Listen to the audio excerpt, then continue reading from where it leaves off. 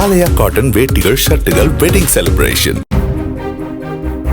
வயிற்றுவலி காரணமாக மதுரை மீனாட்சி மிஷன் மருத்துவமனையில் அனுமதிக்கப்பட்ட அமைச்சர் ஐ. பெரியசாமிக்கு பல்வேறு மருத்துவ பரிசோதனைகள் மேற்கொள்ளப்பட்டதாக மருத்துவமனை நிர்வாகம் தெரிவித்துள்ளது.